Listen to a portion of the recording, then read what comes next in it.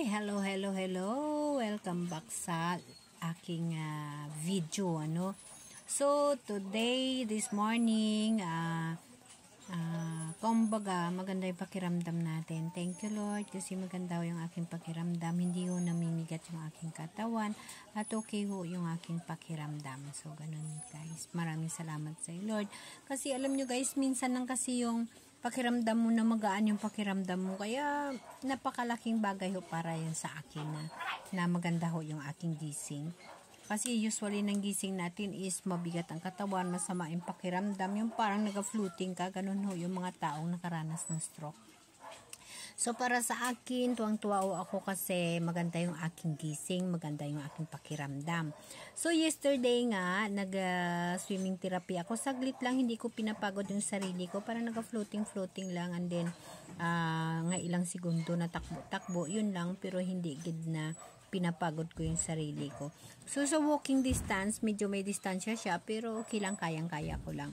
So, hanggang ngayon, so hindi kami naligo kasi nga natanghalian. Tapos, parang natinda mo din ako mag-swimming, kaya hindi ako nagporsige na mag-swimming. Kasi, pagising ko kanina, maganda naman ang pakiramdam ko. Kaya sabi ko, mag-stay at home muna, no? Okay lang muna to, hindi muna ako magalaw-galaw.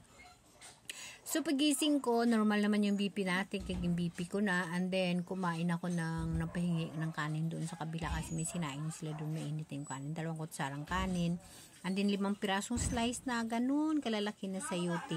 Yun lang para may laman lang yung tiyan ko. And then, napahinga ng konti, nag-editing ng konti, pagkatapos, nag-breakfast na ako. Yung breakfast ko is, breakfast. Yung breakfast ko is, kasi hindi makapagsalita. Ganun ho, yung mga resulta din ho, yun ng mga na-stroke na tao, guys. Ganun ho. Minsan, nagatwist ang dila, minsan nagalabas ang laway, ganun ho, guys. Pero, carry yan, laban lang. So, yung aking breakfast, bali, 2 sa kamote, at saka 2 saging, tsaka mainit na tubig. Tapos sa umaga, mainit din na tubig. Mainit lang na tubig yung iniinom ko, guys. Kasi pag once na uminom ako ng tubig, lalo pa yung nasa banga galing, yung iba ang pakiramdam ko. Ganun ho, guys, yung pakiramdam ng may autoimmune disease at allergy sa pagkain. Ganun ho, guys. So, again, maganda ho yung pakiramdam ko. Thank you so much. I hope na tuluyan na tayo makarecover, guys. So, napapasalamat ako sa mga nangyayari sa akin na kahit na ako may sakit nga, kumbaga may karamdaman, pero yung mga blessing na dumarating, si Lord hindi talaga ako pinababayaan, kaya napapasalamat talaga ako.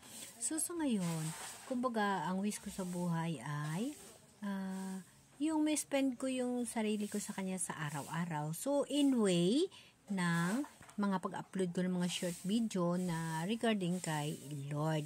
So, wala ho akong pinipili ko ano man ho yun ng mga temple, ano man ho yun ng mga reliyon, as long na mga God praising song, kinukuha ko ho yun. Kasi hindi naman ho yun basihan sa ating tuo. Kumbaga yung fit natin sa sarili lang naman natin. Kasi of course yung tandaan natin na yung ang Diyos na sa puso lang naman natin. Kahit ano ka man, kahit sino ka man, basta na ang Diyos na sa puso mo, ganun ho. Si Lord pa rin ho, yun lahat ang ating pupuntahan. So, ganun ho, maganda yung pakiramdam ko, okay. So, after na pag-video ko, ay planning to paligo. Kasi maligo ako, guys. Kasi dumating na yung order ko na shampoo. So, marami na akong white hair. So, after this, magbabad muna ako ng mga 3 minuto bago ako maligo. Para matanggal naman itong white hair natin. Ano? Kasi kahapon naligo kami sa dagat, hindi ako nakababad din, shampoo ko lang siya. So, hindi naman yung didikit kasi basa na sa tubig dagat. Ano, no? So, ayan. So, ang buhok ko mahaba ito, pinutulan ko. Ako lang ho, guys, na putol-putol. 4 na bisis ko ata pinutulan. So, kabawa naman yung buhok ko, natutruma na ata sa kaputol-putol ko. Kasi sa sobrang init. At saka parang nabigatan ako, kag isa pa, guys, sa edad ko na ito. At saka nakaranas na ako ng stroke. Kailangan natin yung hindi na mababawasan yung nutrients na kinakain ko. Kasi nga sa buhok pa lang natin, siyempre kumakain din yan ng mga nutrition, ano, diba? So, ayan. So, parang wala na rin akong balak paputulan. Pahaba-habain ko lang naman. Gusto ko sana yung gupit na parang lalaki style, maiksi, pero parang Kung matigayon, di okay. Pag hindi, di okay lang. For now, magbabad muna ako nito ng mga 3 minuto and then maliko ako. So, bukas ay hopula na itong mga white hair natin. So, ganun guys. So, again, maraming salamat kasi nga maganda yung pakiramdam ko at papasalamat talaga ako kay Lord. So, ngayon sa sobrang init, bala ko na talaga malito. Ganun. Okay, maraming salamat sa inyo sa mga pagsubaybay kag panunood nyo sa mga video ko, sa mga silent viewers ko dyan, sa mga silent followers ko dyan, maraming salamat sa inyo. Lagi ninyong tatandaan na ang sakit dapat nating labanan yun. Hindi tayo papatalo sa sakit kasi kung sa magpapatalo tayo sa sakit, lalo ho tayong magkasakit.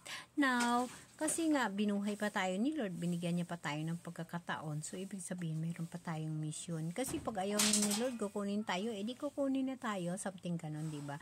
So, habang nabubuhay pa tayo, gagawa tayo ng paraan. So, kagaya sa akin na hindi naman ako makatrabaho, dito lang naman ako. So, yun na lang ang ginagawa ko para kumbaga makashare man ako tungkol sa mga karanasan ko sa ating mahal na Diyos. So marami rin akong karanasan like na mga miracles, talagang realidad sa buhay ko na yun talagang nagamit ko noong ako'y na habang pinapalaki ko yung mga anak ko. I have so many miracles in my life na talagang tested improving ko nga pag ang Diyos ay sa puso mo at ang Diyos lang ang kinakapitan mo, wala talaga imposible. Talagang yun ang ikinabubuhay ko. Now, dahil nga, siyempre na-stroke na tayo at saka hindi naman tayo makatrabaho, So, yun.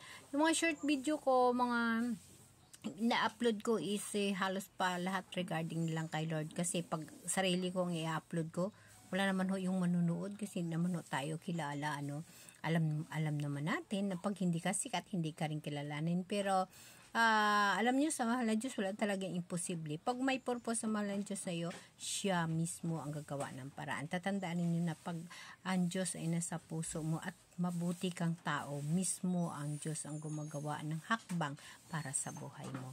Again guys, laging tatandaan na ang sakit ay isang kalaban. So pag meron kang kalaban, kailangan mo yung kakampi. Ngayon, kakampi mo, sino? Ako, kakampi ko si Lord. Of course, kailangan natin mayroon tayong kasama sa paglaban ng ating sakit, ng ating kalaban na tinatawag. So, yun? Alangan naman manghila ka lang ng kasama mo doon. Sarili mo, magiging strong ka, magiging positibo ka lang lagi, at magiging relax ka lang. Huwag kang ma-stress. Relax lang. Okay guys? Thank you so much. Again,